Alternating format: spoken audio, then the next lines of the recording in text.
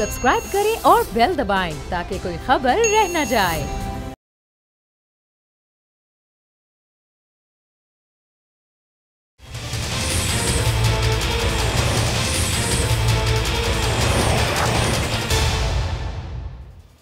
अस्सलाम वालेकुम, आप देख रहे हैं प्रोग्राम बस बहुत हो गया। मैं हूं अरबाब जहांगीर। लाहौर के शादरा थाने में नून लीगी ओहदेदार मियां वसीम खोकर की जानिब से आज एक दरख्वास्त जमा कराई गई है, जिसमें वजीर आजम इमरान खान, वजीर आला पंजाब उस्मान बुज़दार, वफाकी वजीर इत्तलात शिबली फराज, शहबाज गिल और फयाज चौहान के खिलाफ मुकदमा दर्ज करने का कहा गया है। इससे पहले शादरा थाने में ही शहरी बदर रशीद की जानिब से नवाज शरीफ समेत नून लीग के 40 रहनुमाओं के खिलाफ बगावत का मुकदमा दर्ज किया गया था, जिसमें गिरफ्तारी देने के लिए आज साबिक गवर्नर सिंध मोहम्मद जुबैर और अता तारड़ साथियों समेत थाना शादरा पहुंचे तो पुलिस ने उन्हें गिरफ्तार करने से इनकार कर दिया। SHO शादरा ने कहा कि हमारे पास दरखास्त आई, हमने मुकदमा दर्ज किया। यहां पर तैनात हुए 2 दिन हुए हैं, मुकदमा मुझसे पहले दर्ज हुआ है। नून लीग रहनुमा ने वहां पर क्या कहा, ये आप सुनिए। डायरेक्ट इंस्ट्रक्शंस हैं इमरान खान की एज सिलेक्टेड प्राइम मिनिस्टर कि जी मुकदमे कायम किए जाएं, लेकिन इमरान खान साहब का ख्याल ये था कि जब मुकदमे कायम किए जाएंगे तो हम सब डर जाएंगे और छुप के बैठ जाएंगे कि आपने अगर अरेस्ट करना है तो हाजिर हैं हम। अता तारड़ का इस मौके पर कहना था कि यह वाहिद मुकदमा है जिसमें इंचार्ज इन्वेस्टिगेशन का फोन बंद है और मुकदमे का मुद्दई 2 दिन से गायब है। वाहिद मुकदमा है, इंचार्ज इन्वेस्टिगेशन का फ़ोन बंद है, मौजूद नहीं है। मुद्दई जो है वो पिछले 2 दिनों से घर से गायब है। तो मैं ये पूछना चाहता हूँ कि ये कैसी हुकूमत है कि महंगाई इन्होंने नहीं की, बेरोज़गारी इन्होंने नहीं की, FIR ये नहीं कटा रहे। तो मैं पूछना ये चाहता हूँ आप कर क्या रहे हैं। नून लीग के सीनियर नायब सदर शाहिद खाकान अब्बासी हुकूमत पर तंज करते हुए कहते हैं कि बताया जाए कि हुब्बुल वतनी का सर्टिफिकेट कहाँ से मिलता है। मैं पूछना चाहता हूँ ये हुब्बुल वतनी का सर्टिफिकेट कहाँ से मिलता है। वज़ीर आज़म रहने के बाद मैं भी अप्लाई करना चाहता हूँ कि मुझे हुब्बुल वतनी का सर्टिफिकेट दे दें। तो नून लीग के खिलाफ मुकदमे दर्ज हुए, पाकिस्तान तहरीक इंसाफ की क़यादत के खिलाफ थाने में दरख्वास्त जमा हुई है। अब ये कार्रवाई किस तरह से आगे बढ़ेगी और आज जो पूरी सूरत हाल रही इसी पर बात करते हैं। कमल शोजब साहिबा पाकिस्तान तहरीक इंसाफ की सीनियर रहनुमा हमारे साथ मौजूद हैं, माइजा अमीद साहिबा मुस्लिम लीग नून की सीनियर रहनुमा हमारे साथ मौजूद हैं और कुछ ही देर में रुबीना कायम खानी साहिबा पीपल्स पार्टी से भी हमें ज्वाइन करने वाली हैं। कमल साहिबा, अब ये दरख्वास्त आपके खिलाफ भी जमा हो गई है। मियां वसीम खोकर साहब जिनका ताल्लुक नून लीग से है, उन्होंने वज़ीर आज़म के खिलाफ, शहबाज गिल साहब के खिलाफ, वज़ीर आला पंजाब के खिलाफ भी दरख्वास्त जमा करा दी। बदर रशीद को पाकिस्तान तहरीक इंसाफ तो डिसोन कर रही थी, लेकिन मियां वसीम खोकर साहब नून लीग से ही ताल्लुक रखते हैं, क्या जवाब देंगी? बिस्मिल्लाहिर्रहमानिर्रहीम, thank you very much Arbab. I think दोनों एप्लीकेशंस इन्हीं के खाते में पड़ती हैं, क्योंकि डायरेक्टली इनडायरेक्टली फ़ायदा उसका वही उठा रहे हैं, पॉलिटिकल नैरेटिव भी बना रहे हैं। और आपको पता है जिस दिन मियां शहबाज शरीफ साहब की बेल कैंसिल करवाई गई या की गई, जिसमें उसमें इन्होंने वापस लिया था इनके वकील ने बेल को, और उस वक्त आपने देखा कुछ लोगों के एक्सप्रेशंस में नाम दे देती हुई ना परवेज़ भट्ट साहिबा बैठी हुई थी, अज़मा बुखारी साहिबा थी, सायरा तारड़ साहिबा थी, उनके चेहरे जिस तरह के मानी खेज और खिले खिले नज़र आए तो वो बाद में अंदाज़ा हुआ कि जेल जाने में उनको ज़्यादा फ़ायदा शायद नज़र आ रहा था। इसी तरीके से इस किस्म की जो फ्रिवलस किस्म की जो केसेस रजिस्टर हो रहे हैं और जिस तरह उसके ऊपर फुदक रही है हमारी अपोजिशन और नून लीग जितना उस पर शोर मचा रही है, और एक अजीब सा शख्स जो अभी इनकी लीडरशिप के साथ भी नज़र आया, कभी PTI की लीडरशिप के भी साथ नज़र आया, उसने जाके एक अगर केस करा दिया है तो ये अगर इनके हाथ साफ हैं और इस तरह के केसेस से कुछ निकलता ही नहीं है तो फिर इतनी तकलीफ़ किस बात की है, फिर इतना शोर और वावेला किस बात का है। मुझे कुछ जो कड़ियाँ सियासी मेरा भी एनालिसिस है जो नज़र आ रही हैं वो ये है कि अब जब से नवाज शरीफ साहब ये पर्ची के नज़रियाती होना शुरू हुए हैं और बताते हैं पढ़ पढ़ के कि मैं नज़रियाती हो गया हूँ, उस वक्त से ये सारी तहरीकें और इस तरह का तमाशा शुरू हुआ है। मोस्ट लाइकली उनका दिल है कि UK में मैं बैठा हुआ हूँ तो चलो एसाइलम ही अप्लाई कर लें।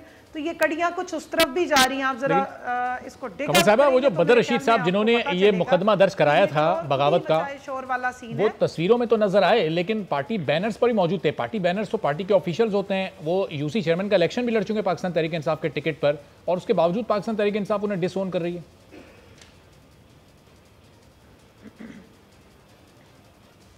देखिए जी, पार्टी का इलेक्शन तो हमारे पास मुल्तान से एक बहुत बड़े लीडर साहब भी आए थे, उनके भी बैनर्स हुआ करते थे, वो तो CEC के मेंबर भी थे। आपको नाम शायद याद होगा, बहुत बड़े इनकलाबी और जावेद हाशमी साहब की बात कर रही हैं, नाम से वो मोहतरम मशहूर हैं, तो उनके भी बैनर्स छपते रहे PTI के। जी बिल्कुल इसी तरह की बात है। तो सियासत में तो ये आने और जाने वाले लोगों की कोई गारंटी नहीं आप दे सकते हैं। हमने उनके कोई पासपोर्ट तो नहीं छापा हुआ कि वो पीटीआई नाम के साथ लिखा हुआ है कि पासपोर्ट में उन्होंने छपवाया हुआ है या शनाख्ती कार्ड में उन्होंने छपवाया हुआ है। पॉलिटिकल एफिलिएशन आप अपनी सामने डिक्लेयर करते हैं और ज़रूरी नहीं होता है कि आप हर वक्त एक ही पार्टी के साथ रहें। हमारे पास नाज बलोच साहिबा थी, मैं आपको उनकी तस्वीरें दिखाती हूँ, धरने में मैं और वो साथ खड़े होते थे। जी बिल्कुल। आज किधर खड़ी होती हैं?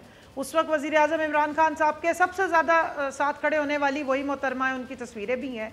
और भी बहुत सारी लीडरशिप होगी जो इनके साथ खड़ी होती थी, आज वो अपोजिशन में बैठती है या वो ट्रेजरी बेंचेस पे बैठती है।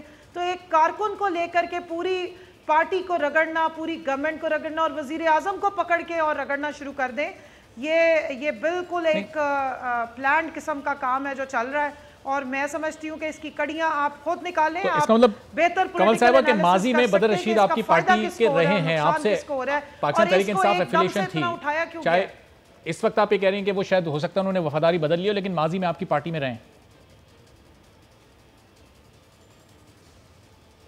मैं सिर्फ आपको इतना बता दूं कि उससे पहले वो नून लीग में भी रहे हैं और इनके साथ भी उनकी एफिलिएशन रही है।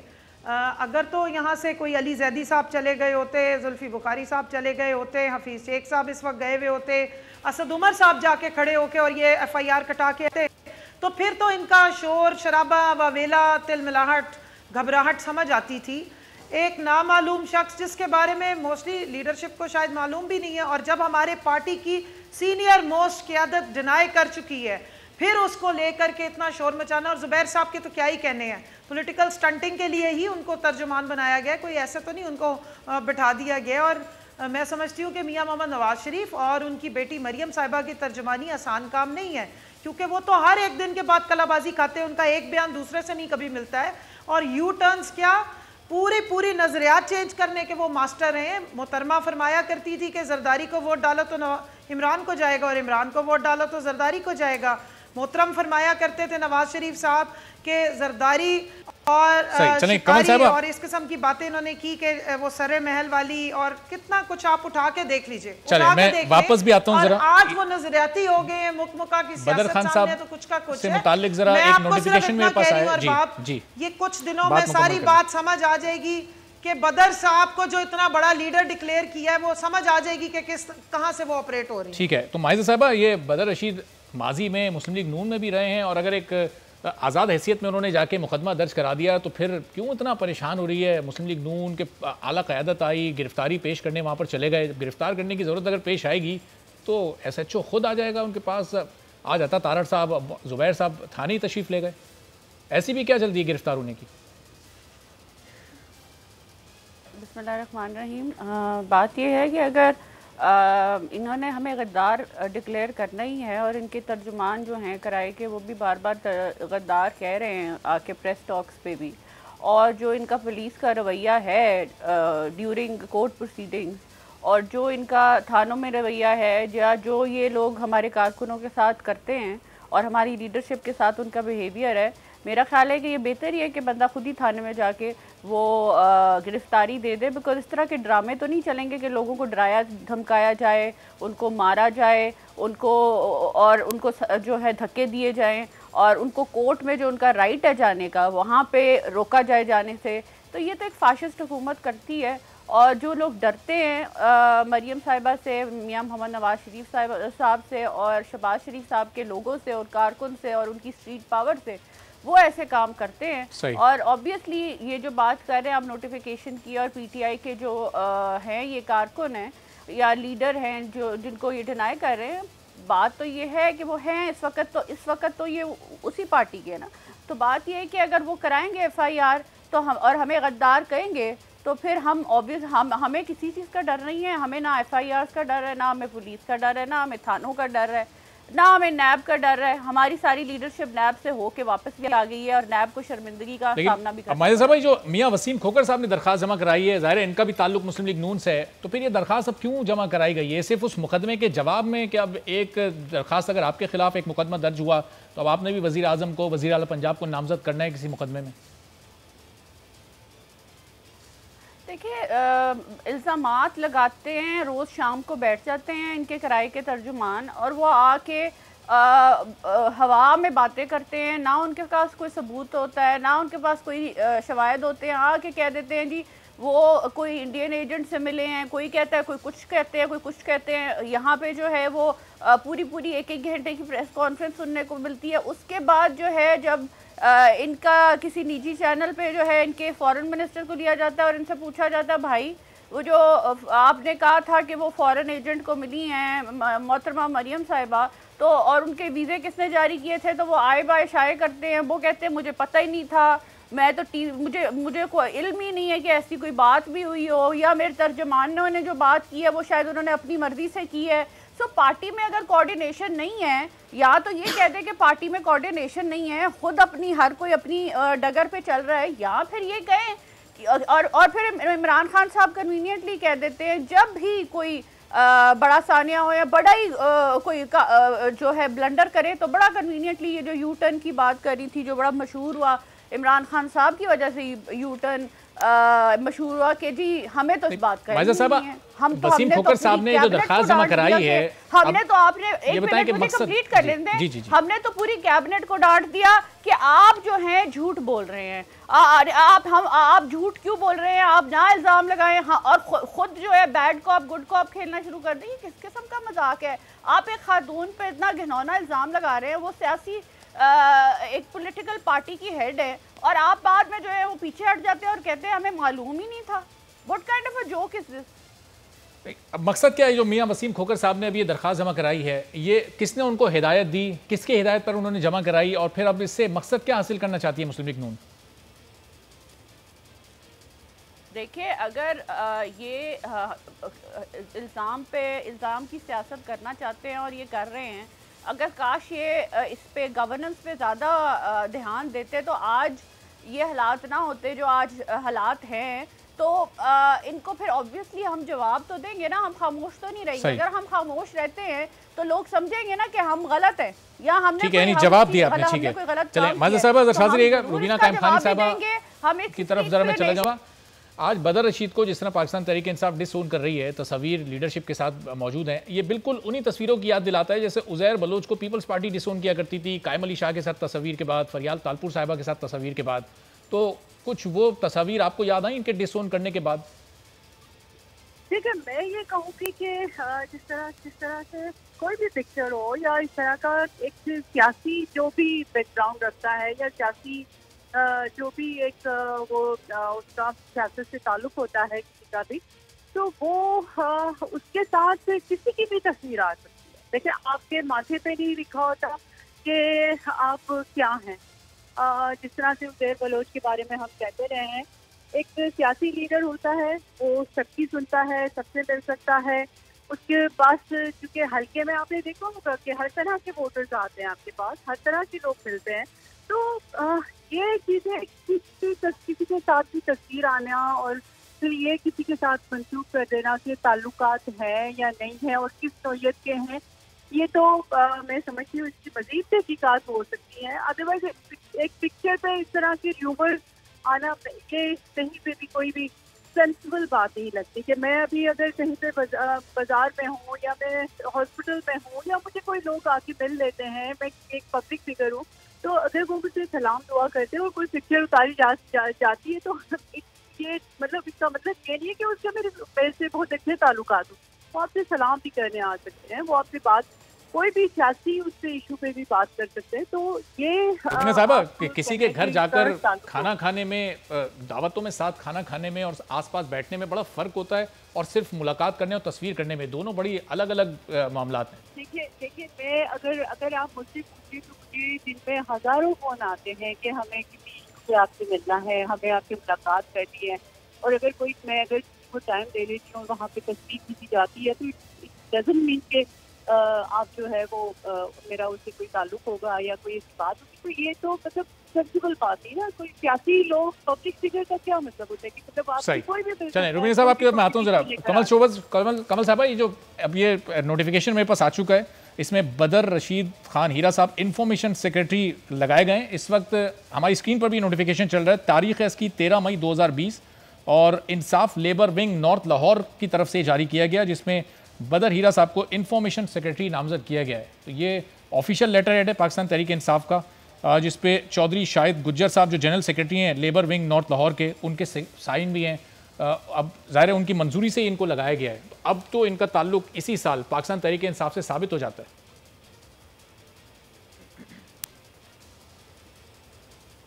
देखिए जी, चौधरी एजाज साहब जो है ना वो प्रेसिडेंट है पंजाब के, और मैं उन्हीं के बयान को एंडोर्स करूंगी, मैं किसी लेफ़्ट राइट वालों को नहीं करूंगी, क्योंकि जिस वक्त पार्टी का स्ट्रक्चर बहुत बड़ा होता है तो उधर बहुत सारे जो विंग्स होते हैं उसमें लोकली लोग बहुत सारों को एम्प्लॉय करते हैं। मेरे पास पता नहीं कोई 2000 के करीब जो है ग्रुप्स एडेड हैं जिसमें पार्टी का ही लोगो लगा हुआ है, लेकिन बहुत सारे लोग हैं जिनको हम जानते भी नहीं हैं, वो सोशल मीडिया भी रन कर रहे हैं और कई दफ़ा पता लगता है कि पाकिस्तान मुस्लिम लीग नून के बहुत सारे लोग हैं हमारे ग्रुप्स में एडेड हैं, पीपल्स पार्टी के लोग हैं। तो रुबीना साहिबा ने कोई थोड़ी सी एक जो बात की है, मैं उसको जस्टिफाई भी इसलिए करूँगी कि हम लोग जब नेशनल असम्बली से बाहर निकल रहे होते हैं, और ये मेरी दोनों कलीग्स हैं, मायजा भी होती हैं अक्सर, तो कई लोग बाहर खड़े हुए होते हैं जो रिक्वेस्ट करते हैं उस वक्त कि जी 1 मिनट तस्वीर खिंचवा लें। तो तस्वीरों का आ जाना या इस किस्म की एसोसिएशन और एक वर्कर को लेकर के इतना तूफान, मैंने तो आपको यही कहा कि अगर कोई सीईसी का मेंबर का मामला बिल्कुल अलग है, लेकिन ऑफिशियल नोटिफिकेशन अगर किसी का जारी हो, पार्टी के लेटर हेड पे अगर किसी का नाम आए और उसको एक डेजिग्नेशन भी अलॉट किया जाए और उसी बंदे की तस्वीर पार्टी बैनर्स पर भी नजर आए, तो फिर मामला कुछ मुख्तलिफ होता है ना। फिर तो पार्टी के साथ उसकी बड़ी एसोसिएशन होती है, और बैनर्स पर भी बिल्कुल मरकज में तस्वीर लगी है बदर रशीद हीरा की, कहीं आसपास या साइड कोई छोटी सी नहीं होगी।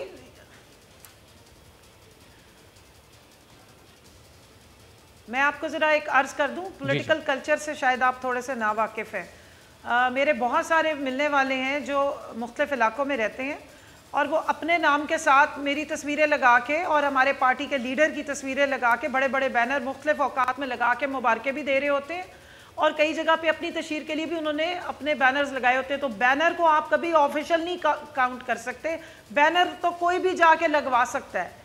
इसलिए आप अगर इन चीज़ों पे मुझे कहेंगे कि जी नहीं वो आपकी पार्टी का, और आप अगर आप मुझे कहेंगे कि आप हमने साबित कर दिया, तो मैं इस चीज़ को एक्सेप्ट नहीं कर सकती, इसलिए कि मैंने आपको स्ट्रेट फॉरवर्ड बता दिया कि जो पार्टी का एक स्ट्रक्चर है, उसके जो ओनर्स हैं, जो मेन पार्टी के हेड्स हैं, अगर वो रिफ्यूज़ कर रहे हैं तो मैं उनको एंडोर्स करूँगी।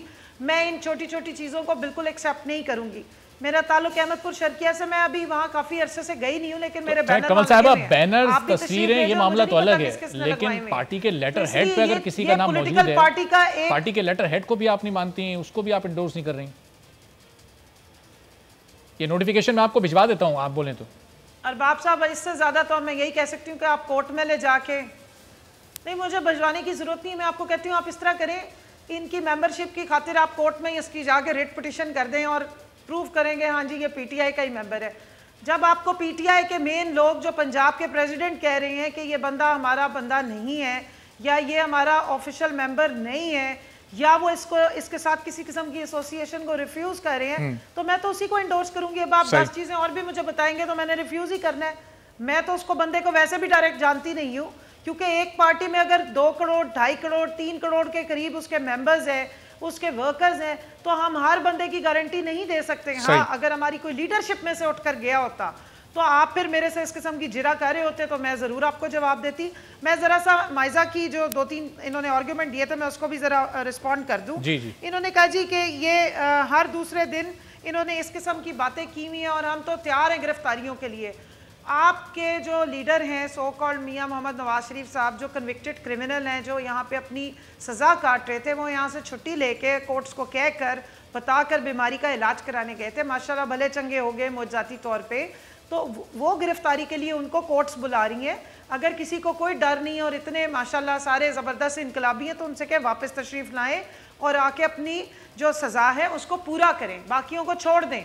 जिनको ज़बरदस्ती शौक चढ़ा हुआ है ना हीरो बनने का, इस वक्त सियासी हीरो, उनको कोई नहीं इस वक्त पूछ रहा, ना कौम पूछ रही है, ना कौम को उनसे इंटरेस्ट है, चाहे वो ज़ुबैर साहब हो चाहे वो तारड़ साहब हो। जो बंदा पाकिस्तान की स्टेट को रिक्वायर्ड है, जो यहाँ की अदालतों को रिक्वायर्ड है, वो मियां मोहम्मद नवाज शरीफ है, जो यहाँ से छुट्टी लेके गए थे, वो तशरीफ वापस ले आए।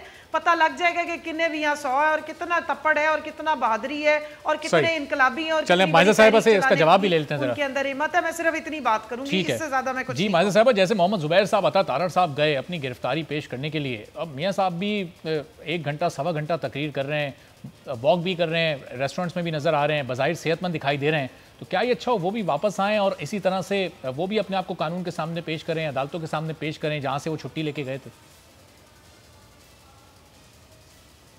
बार बार इस चीज़ को रिपीट करने का तो फ़ायदा कोई नहीं है। हमने तो इस चीज़ को बड़ा क्लियरली जो है वो मेंशन किया है कि मियां साहब को भेजा गया रिपोर्ट्स जो हैं, मेडिकल रिपोर्ट्स जो पीटीआई की गवर्नमेंट ने दी कोर्ट में, और उसके तहत जब वो इंग्लैंड गए, इंग्लैंड में कोरोना वायरस का इशू हो गया। मैं अब दोबारा इसको हर जगह पे ये चीज़ डिस्कस हो चुकी है।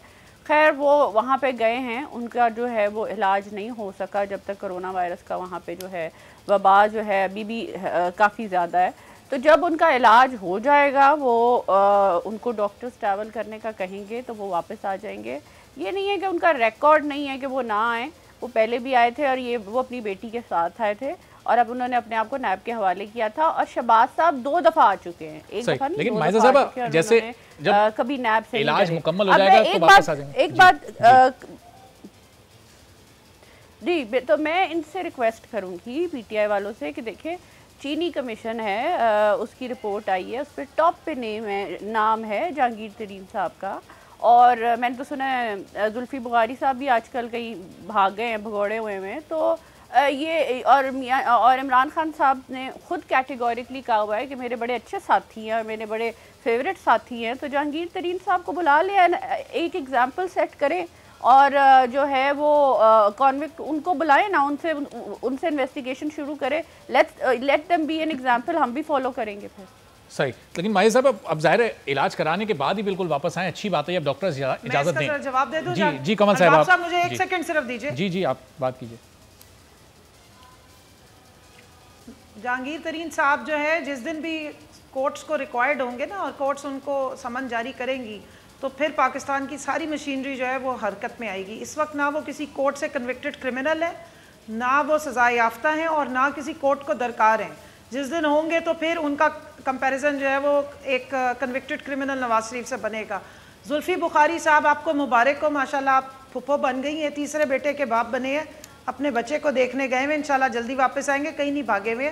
आपके घर भी मिठाई भिजवा देंगे, आप भी उन्हें बेस्ट विशेस दे दीजिएगा। और कौन साहब जहांगीर तरीन साहब ऐसे वापस कब आ रहे हैं, उनका इलाज कब मुकम्मल हो रहा है, कोई तारीख अगर आपके इल्म में हो?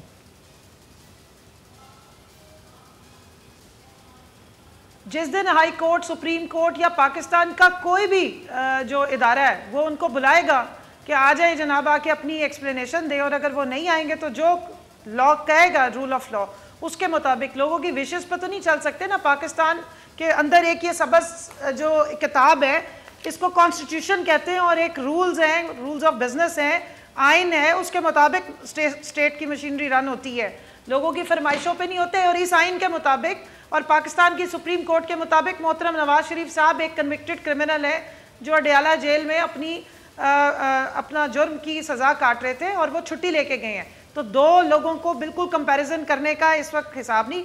कमीशन की रिपोर्ट पाकिस्तान की जो हुकूमत है, फेडरल हुकूमत ने इन्वेस्टिगेशन करके जमा करा दी है। जिस दिन जो भी authority, law enforcing authority Jahangir तरीन साहब के समन जारी करेगी कि आए, हाजिर हो, फिर ना हो तो फिर भगोड़े काम होंगे। लेकिन इनके लिए फरमाइश है कि अली इमरान साहब को और बाकी सब भगोड़ों को वापस लाएं जो पाकिस्तान की कोर्ट्स को दरकार है। जी मायजा साहब, इनके तो जी प्राइम मिनिस्टर अब खुद भगोड़े थे। बात यह है कि वो तो पुरानी बातें होगी। बात यह है कि अब अगर ये कहें लाइल्मी का जो है ये स्टांस लें कि हम लोग जो हैं लाइलम रहते हैं, जब भी कोई FIR काटी जाती है या कोई पुलिस का तशद्दुद होता है और कहा जाए कि हमारे तो प्राइम मिनिस्टर को कुछ पता ही नहीं है और हम जो इल्ज़ामात लगा रहे हैं वो हमारे प्राइम मिनिस्टर को पता ही नहीं है और उन्होंने अपने तर्जमानों को बड़ा डांटा है और हम अच्छे हैं और हमारे तर्जमान बुरे हैं, तो निकाल दें तर्जमानों को अपने। और दूसरी बात यह है कि जो बशीर मेमन साहब हैं उन्होंने जो इल्ज़ामात लगाए हैं वो कोई जो है वो मजाक तो नहीं है ना। वो तो उन्होंने कहा है कि प्राइम मिनिस्टर ऑफिस में मुझे बुलाया गया और मुझे हुक्म जारी किया गया कि ये काम करें, तो इस चीज़ को डिनाई कर दें। बात ये है कि ये जो काम है ये जमहूरियत में नहीं होता, ये आप फाशिस्ट हुकूमत है, आप माने कि आप लोगों को पकड़ धक्का के और नैब के हवाले करके चुप कराना चाहते हैं। छोटा सा ब्रेक लेते हैं माहिर साहब, इस पर ही बात करते हैं और फिर आटे की जो इस वक्त आसमान से बातें कर रही हैं, मुल्क की तारीख की बुलंद तरीन सतह पर पहुंच गई हैं, ये वापस कैसे आएंगी और आटे का ये बहरान जो पैदा हुआ है वो कैसे खत्म होगा, इस पर बात करेंगे एक ब्रेक के बाद।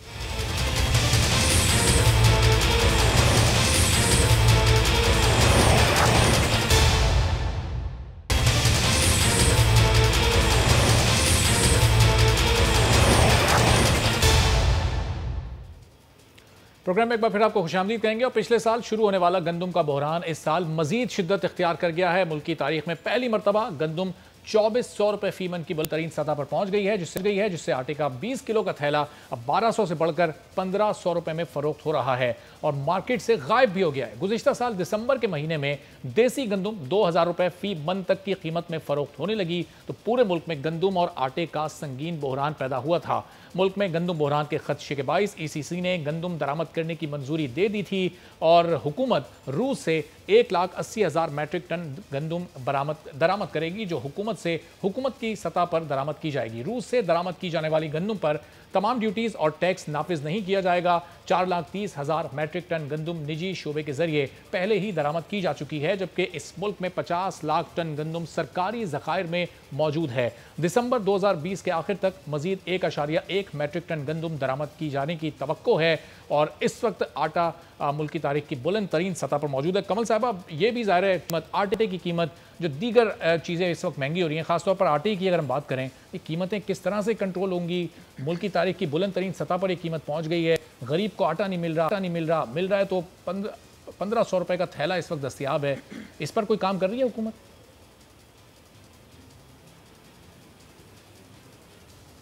जी बिल्कुल कर रही है और मैं इसके ज़रा फैक्ट्स भी आपके करेक्ट कर दूं थोड़े से। शॉर्टेज इस वक्त आटे की और जो बुलंद तरीन सतह पे आप बता रहे हैं वो सिंध में इस वक्त बिक रही है। पंजाब में 860 रुपये का थैला 20 किलो का मिल रहा है और मैं आटा क्योंकि रेगुलरली मंगवाती भी हूँ और कई दफ़ा आप डिस्ट्रीब्यूशन भी करनी हो तो आटे की ही करते हैं, इसलिए आटे की कीमतों के ऊपर हमारा एक मतलब एज अ शहरी जो है वो चेक रहता है। जहाँ तक गंदम की शॉर्टेज की बात है, गंदम की प्रोडक्शन में इस दफ़ा कमी आई क्योंकि आपको पता है कि क्लाइमेट चेंज ने हिट किया है और मेरे ख्याल में सिंध की हुकूमत सबसे ज़्यादा इस बात की गवाही देती रही कि कौन साहब अपनी बात जरूर आप कंटिन्यू रखिएगा, लेकिन मुल्तान से आज ही हमारे रिपोर्टर्स ने रिपोर्ट किया है और 1500 रुपए में मुल्तान में ये थैला मिल रहा है आटे का 20 किलो का। अब मुल्तान भी पंजाब का हिस्सा है, आप अपनी बात कंटिन्यू कीजिएगा।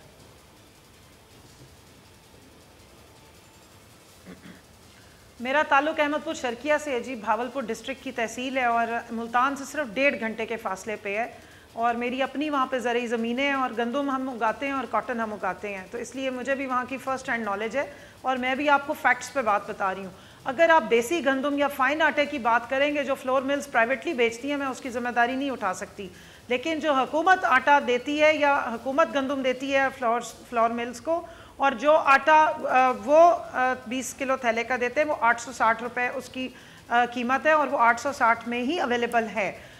और उसके अलावा जहाँ तक आपने बात की, देखें 1 मिनट सिर्फ एक्स्ट्रा आपसे लूँगी। जी। पाकिस्तान के 4 में से 2 सूबे अपनी गंदम अपनी ज़रूरत या मकदार से ज़्यादा प्रोडक्शन देते हैं, पंजाब और सूबा सिंध है।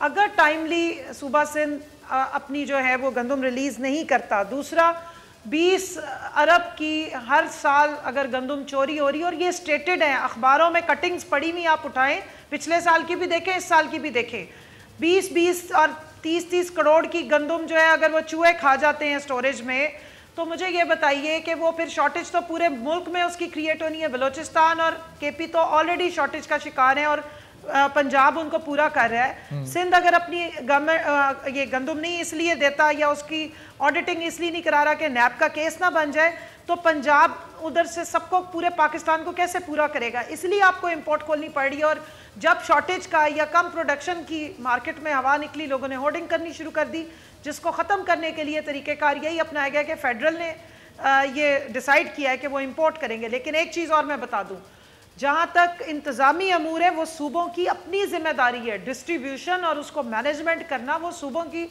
अपनी जिम्मेदारी है। 18th अमेंडमेंट है, वो फेडरल उसकी जिम्मेदारी नहीं ले सकता और ना मैं उनके बिहाफ पे किसी के बिहाफ पे यहाँ पे बैठ के गारंटियाँ दे सकती हूँ, लेकिन मैं अपने इलाके का आपको बता रही हूँ क्योंकि मेरी वहाँ पे कनेक्शन रहता है। मुल्तान में भी मेरे ठीक है, अब जरा माइजा साहिबा से भी पूछ लेते हैं। मतलब हमारा जो एक जिम्मेदार फैमिली में यही होता है, गंदम का हिसाब हम जरूर रखते हैं। माइजा साहिबा, आपके शहर में भी गंदम का थैला 20 किलो का 860 रुपए में मिल रहा है? 15 दिन और मुश्किल है। इसके बाद 1 सेकंड सुन लीजिए अरबाब साहब, 15 दिन की और तकलीफ है, इसके बाद ये सारी कीमतें नीचे आ जाएंगी और जिन्होंने होर्डिंग की हुई है वो आप संभाल के रखेंगे अपने पास। ये आपकी मालूमात है या दावा है? बस मुख्तसर नहीं बता दीजिएगा 15 दिन बाद कीमतें नीचे आ रही हैं।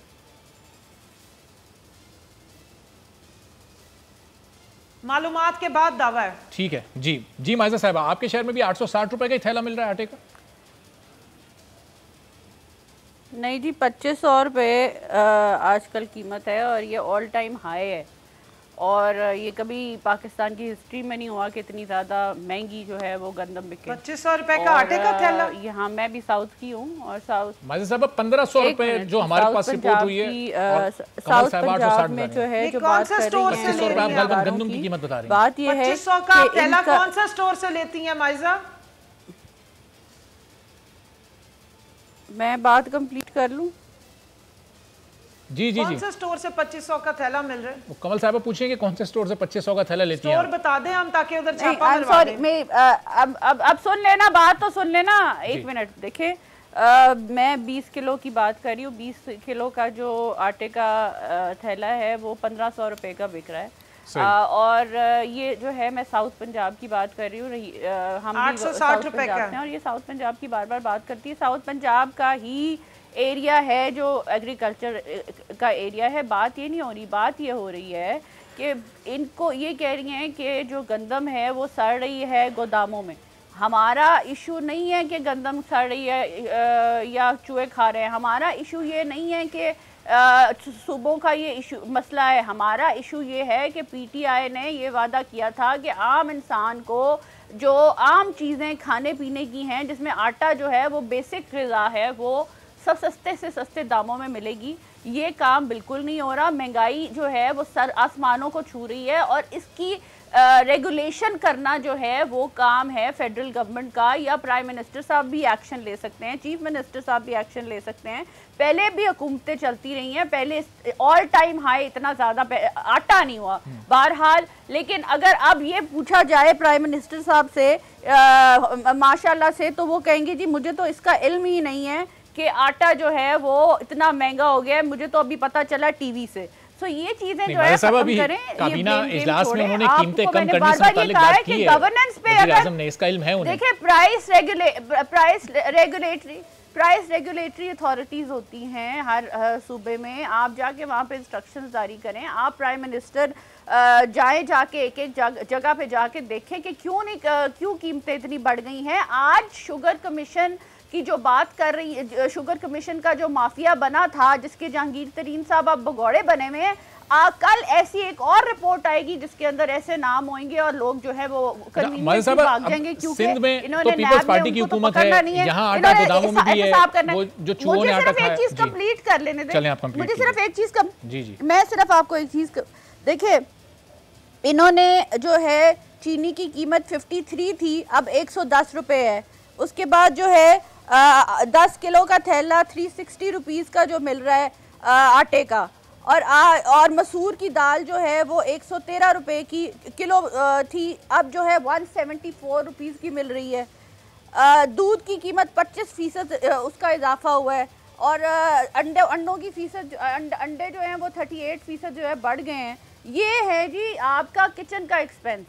लेकिन माजिद साहब सिर्फ ये मुश्किल सिर्फ 15 दिन की है ना, फिर कमल साहब ने कहा 15 दिन के बाद ये तमाम कीमतें नीचे आ जाएंगी। इसी तरह कहते कहते इन्होंने 5 साल गुजार देने और इन्होंने यही करते रहना है कि इन्होंने इंतकामी सियासत करनी और इन्होंने कुछ नहीं करना। ये कीमतें बढ़ी थी, जब ये कीमतें बढ़ी थी तो ये एक्शन लेना चाहिए था इनको, इनके मुल्क के ये 5 साल गुजारने का मौका, इसका मतलब आप लोग दे रहे हैं। आप की बात छोड़ दें, आप तो 4 महीने बाद इनको चलता कर रहे हैं। अब रिस्पॉन्सिबिलिटी ले, आप तो 4 महीने बाद इनको चलता कर रहे हैं। 5 साल का मौका आप लोग देने पे तैयार हैं? मैं इसका जवाब दे दूं? हम नहीं कर रहे भाई। बात ये है कि आपको एक अवाम का बंदा बात जो है सड़क पे बैठा हुआ या गरीब इंसान, जब उसको 1500 रुपए का आटा मिलेगा तो वो बंदा चीखेगा, चिल्लाएगा, नहीं तो और क्या करेगा? वो इस हुकूमत को चलता करेगा या वो इनके ऊपर फूल फेंकेगा? जी कमल साहबा, क्या जवाब देना चाह रही हैं?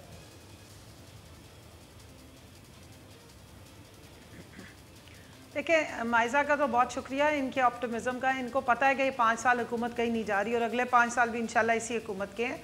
लेकिन जहाँ तक कीमतों की बात कर रही है, मैं इनको भी याद करा दूँ, ये 2013, 2014, 15 की सारे statistics, Pakistan bureau of statistics क्योंकि प्लानिंग के अंडर आता है, मेरे पास पड़े हुए, मैं इनको याद करा दूँगी कि किस वक्त कीमतें चढ़ती रही हैं और किस वक्त नीचे आती रही हैं।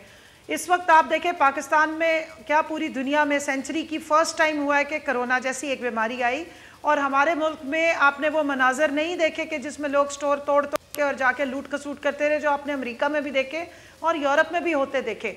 और उसकी रीज़न क्या थी कि वज़ीर आज़म इमरान खान साहब की एक अच्छी वाइब्रेंट पॉलिसी थी। एहसास प्रोग्राम हमने टाइमली उसकी डिस्ट्रीब्यूशन स्टार्ट करा दी, जो कैश ट्रांसफ़र था। उसके बाद आपने खुद देखा है कि इस मुल्क में सैलाब आए हैं और क्लाइमेट चेंज का एक सवेर किस्म का हिट हुआ, क्योंकि इनकी जो नाअहल हुकूमतें थी उन्होंने कभी इन चीज़ों पे पॉलिसी साजी नहीं की। ये जो मुझे दालों की कीमतें बता रही हैं, आपको पता है 89% दालें पिछले कितने सालों से इंपोर्ट कर रहे हैं, टमाटर इंपोर्ट कर रहे हैं, प्याज इंपोर्ट कर रहे हैं। 1 मिनट, मैं आपको कीमतों का ही बता रही हूँ। 0% एक्सपोर्ट पे आप खड़े हुए थे, मुल्क में आमदन जीरो और इंपोर्ट्स आप कर रहे हैं। कौन सी कीमत उस वक्त डॉलर की भी चेंज थी, क्योंकि आपने आर्टिफिशियली किचन आइटम की कीमत नीचे आई है। माइजा, मैंने आपको इंटरप्ट नहीं किया, अब आप मेरी बात सुन लें, सुन लें, सुन लें। टमाटरों की कीमत नीचे आई, लीमू 1200 रुपए की होर्डिंग हुई थी, वो कीमत नीचे आई। लहसुन अदरक की कीमत नीचे आई। मैं तो टमाटर की टमाटर आज भी 160 रुपए किलो मिल रहा है। इसकी भी आटे की भी कीमत बहुत जल्द टमाटर की कीमत में 97% इजाफा हुआ है जनाब, और 74% जो है इजाफा हुआ है अदरक की कीमत। कभी इस्लामाबाद से बाहर निकले, जाके खुशाब देखें, जाके केपी के इलाके देखें, जाके सिंध देखें, मैं आपको एग्जैक्ट फिगर कोट कर रही हूं। आप मुझे फिगर कोट कर दें। इन्वेस्टमेंट की और सैलाबों के बाद आपकी नहीं, आप ब्लेम गेम में ना पड़े ना। मैं आपकी आवाम चाहती है कि आप मेरी बात करने दें। चलें, अच्छी बात यह है कि कमल साहिबा ने कहा कि 15 दिन बाद ये कीमतें कम हो जाएंगी।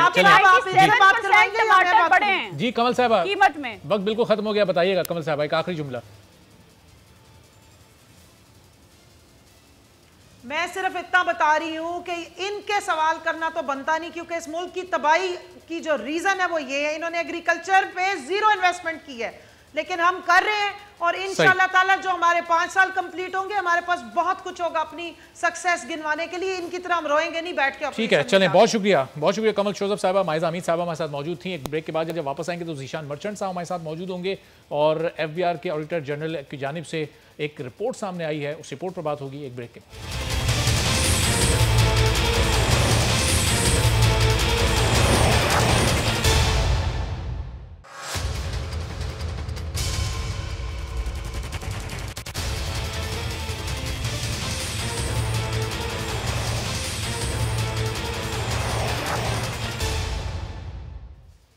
प्रोग्राम में एक बार फिर आपको खुशामदीद कहेंगे। FBR के directorate general of internal audit की रिपोर्ट में बड़ा टैक्स फ्रॉड सामने आ गया है। कराची, इस्लामाबाद समेत मुख्तलिफ शहरों में सबसे बड़ी टैक्स चोरी का इंकशाफ हुआ है। 2015 से 2019 के दौरान 1127 अरब रुपए से ज्यादा टैक्स चोरी किया गया है। 1258 अरब के बजाय सिर्फ 131 अरब 91 करोड़ टैक्स वसूल किया गया। 5 साल के दौरान 4193 अरब रुपए से ज्यादा का कारोबार हुआ। 2017 सबसे ज्यादा टैक्स चोरी हुआ और अमले की मिलीभगत से यह टैक्स चोरी की गई है।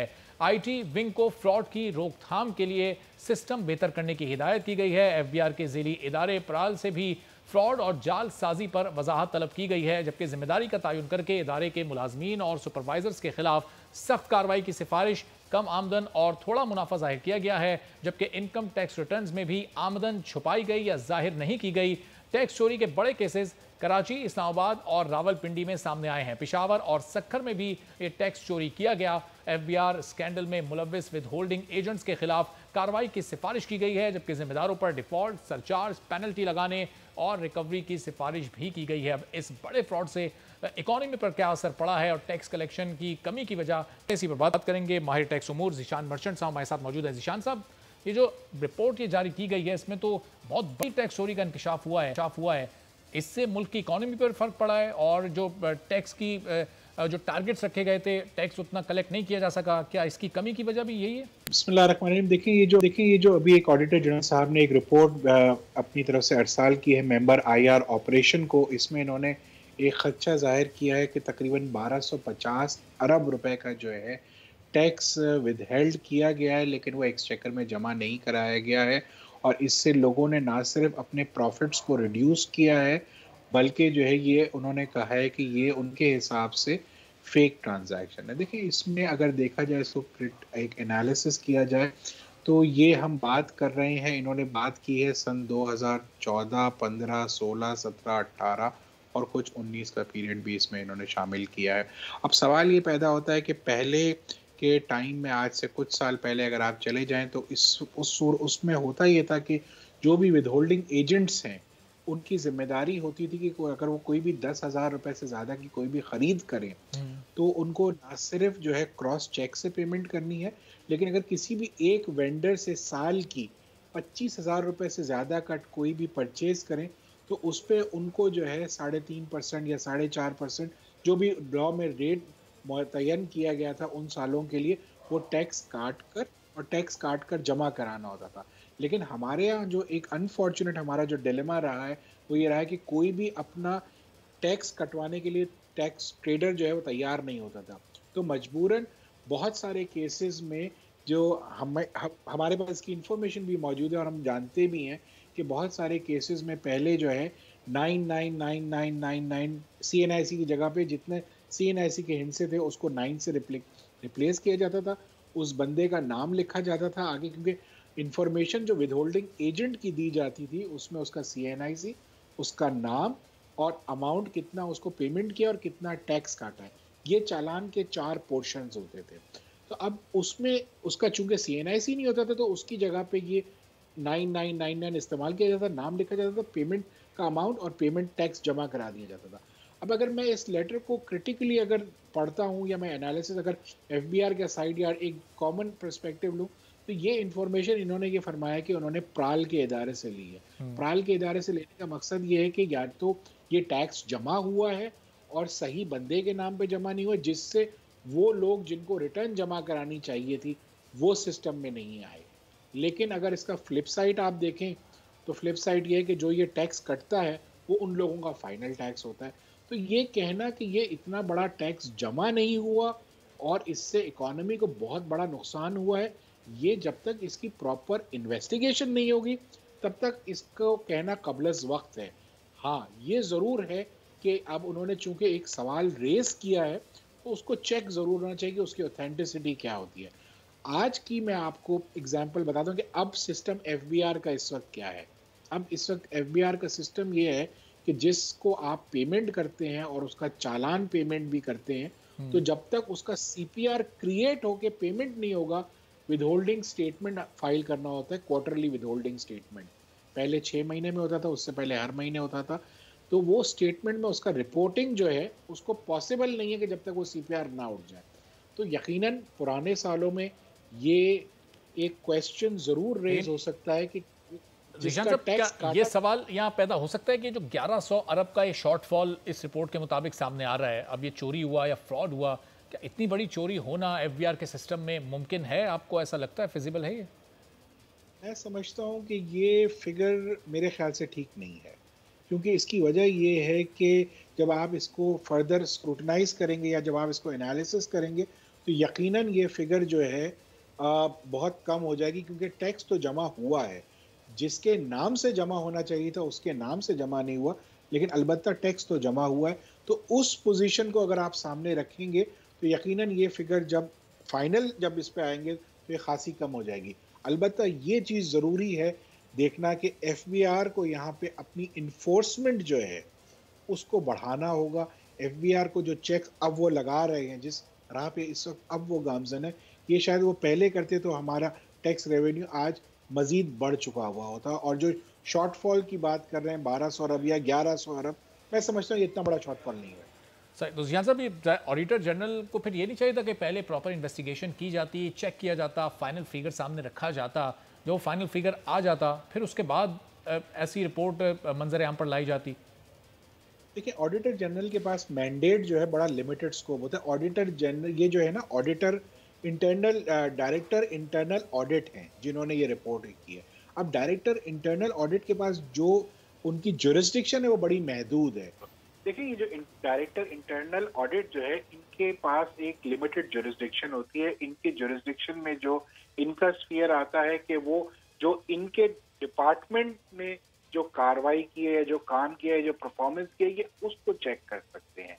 ये टैक्स पेयर साइड पे इनके पास मैंडेट नहीं है पूरी तरीके से, क्योंकि इसमें उन्होंने पिछले सालों में डायरेक्टर जनरल और डायरेक्टर इंटरनल ऑडिट ने टैक्स पेयर्स को जब नोटिस देना शुरू किए थे तो इस पे जो एतराज किया गया था टैक्स पेयर्स की जानिब से, और वो पावर को क्लैरिफाई किया गया था कि उनके पास पावर सिर्फ एक रिस्ट्रिक्टेड पावर है, और वो रिस्ट्रिक्टेड पावर ये है कि वो अपने इदारे में जो अगर कोई चीज खराब हो रही है या कोई गलत काम हो रहा है तो उसको वो तो चेक करेंगे और उसको रिपोर्ट करेंगे। इस रिपोर्ट के मुताबिक 2017 में सबसे ज़्यादा टैक्स चोरी किया गया है। तो खान साहब, वज़ीर आज़म इमरान खान साहब जब आए इक़्तिदार में, शब्बर ज़ैदी साहब को उन्होंने FBI का चेयरमैन लगाया, तो वो भी इन चोरियों को नहीं ख़त्म करा सके, वो इन खराबियों को नहीं दूर कर सके, फिर खराबी सेहत की बिना पर वो खुद ही उन्होंने ओहदा छोड़ दिया।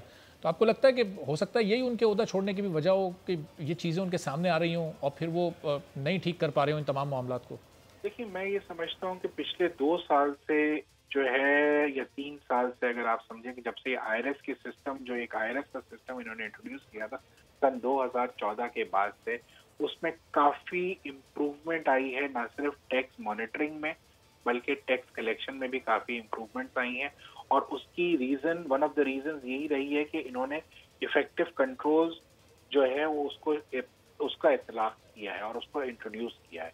और अब तो ये जो है मॉनिटरिंग या विदहोल्डिंग, अब तो ये बहुत ज्यादा जो है इस पे फोकस है FBI का, क्योंकि ये आप अगर देखें हिस्टोरिकली जो रेवेन्यू सारा कलेक्ट होता है वो विदहोल्डिंग से ही कलेक्ट हो रहा है। अगर आप FBI के टैक्स का हिस्ट्री स्टेटस निकालेंगे तो उसमें आप ये नोट कीजिए कि तकरीबन 70% हर साल जो टारगेट ये गवर्नमेंट सेट करती है, फिर वो शॉर्टफॉल क्यों आ रहा है उस टारगेट तक, फिर ये क्यों नहीं पहुंच पा रहे? वजह ये है कि ये FBI इन्फोर्समेंट विंग जो है इसको अपना काम रोल अदा करना पड़ेगा। FBI का जो इन्फोर्समेंट का इदारा है, यानी जो ऑफिसर्स हैं या जो इनके जो लोग हैं, इस वक्त सारा का सारा टैक्स जो है वो विदहोल्डिंग एजेंट्स इनको कलेक्ट करके दे रहे हैं। इनकी अपनी परफॉर्मेंस जो है ओवर द ईयर्स उसमें काफी डिप आया है, जिसकी वजह से जो है ये बहुत सारे इश्यूज भी क्रिएट हुए, लोगों ने सही टैक्स भी नहीं दिया और जो है टैक्स की चोरी भी हुई। इसमें एक मेन अगर आप देखें कि अंडर इनवॉइसिंग या ओवर इनवॉइसिंग, इसने बहुत बड़ा रोल प्ले किया है, प्लस स्मगलिंग ऑफ गुड्स में बहुत ज्यादा रोल प्ले किया है। ये वो लूप होल्स हैं कि अगर FBI इसको प्लग करे तो यकीनन न सिर्फ टैक्स रेवेन्यू में इजाफा होगा बल्कि जो इनके टैक्स के टारगेट्स हैं वो बाआसानी ये कलेक्ट कर सकेंगे और बाआसानी उनको अचीव। ज़ीशान साहब, इन लूप होल्स को फिर ओवरकम कैसे किया जा सकता है? फिर क्या तजावीज आपकी होंगी FBI के लिए? करनी पड़ेगी जनाब, इफेक्टिव पॉलिसी लेके आनी पड़ेगी। इस वक्त जो टॉप टियर है FBI की, मैं ये समझता हूँ बहुत अच्छा काम कर रही है, और अगर वो जिस तरीके से काम कर रही है तो मैं समझता हूँ कि इनिशियली लोगों को मुश्किलात का सामना करना पड़ेगा, लेकिन इसके दूररस्त नताइज जो है वो बहुत अच्छे होंगे। ना सिर्फ टैक्स बेस बढ़ेगा बल्कि टैक्स भी ज्यादा कलेक्ट। ठीक है, बहुत शुक्रिया। ज़ीशान मर्चेंट साहब हमारे साथ मौजूद थे, टैक्स उमूर के माहिर, और कह रहे अच्छा इस वक्त काम कर रही है, और अगर कवानीन को और ज़्यादा सख्त किया जाता है तो शायद वक्ती तौर पर लोग मुश्किलात का शिकार ज़रूर हों, लेकिन बड़े पर्सपेक्टिव में उनका फ़ायदा ही होगा। आज के प्रोग्राम से इजाज़त दीजिए, अल्लाह हाफ़िज़।